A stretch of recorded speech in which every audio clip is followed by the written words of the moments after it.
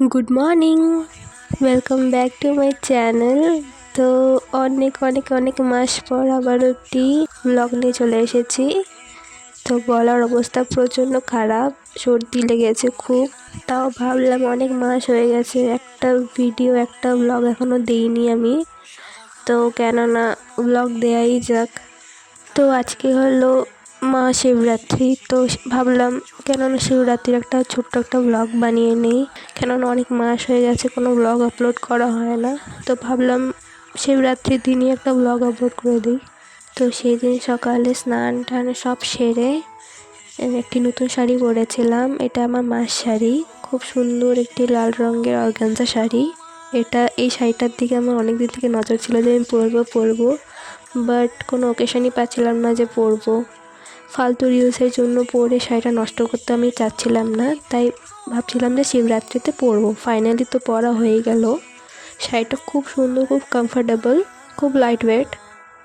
আর মা তো পুজোর কাজ করছিল, তো আমাকে একা একাই শাড়ি পরতে হয়েছে, যেমন তেমন করে শাড়িটা পরেই ফেলেছি। আমি অত ভালো শাড়ি পরতে পারি না, বাট তাও যেমন তেমন করে পরেছি।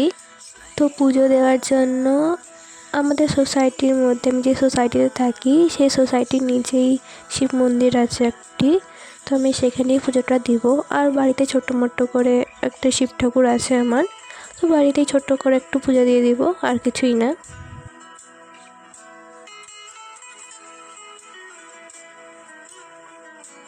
তো স্বাস্থ্য আমার হয়ে গেছে কমপ্লিট পুরো। কেমন লাগছে আমাকে কমেন্টে জানিও।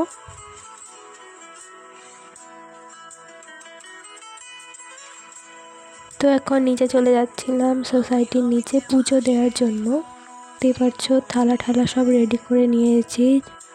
আর খুব ভিড়ও ছিল, অনেক লোক এসেছিলো দেওয়ার জন্য। তো 5-10 মিনিট ওয়েট করার পরে জল ঢালতে পেরেছি। বাড়ির পুজো তো আগেই দিয়ে দিয়েছিলাম, কিন্তু ওটা ভিডিও করা হয়নি, ভুলে গেছিলাম।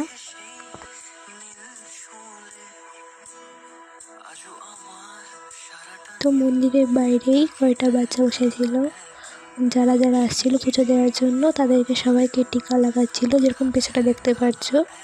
তো আমাকে লাগিয়ে দিয়েছিল, তো খুব সুন্দর লাগছিল দেখতে। তো আর টাইম ওয়েস্ট না করে আমি টেরেসে চলে গিয়েছিলাম কিছু ফটোশ্যুট করার জন্য। ফটোজ তো সব আমি ইনস্টাগ্রাম ফেসবুকে আপলোড করে দিয়েছি, তোমরা দেখেও নিয়েছো। সারাদিন তো উপসী ছিলাম, তাই এত টায়ার্ড হয়ে পড়েছিলাম যে আর ভিডিও করতে পারিনি। তো এই ভিডিওটা এই পর্যন্তই থাকুক, নেক্সট অন্য কোনো ভিডিওতে আবার দেখা হবে। ততক্ষণের জন্য সবাইকে টাটা, বাই।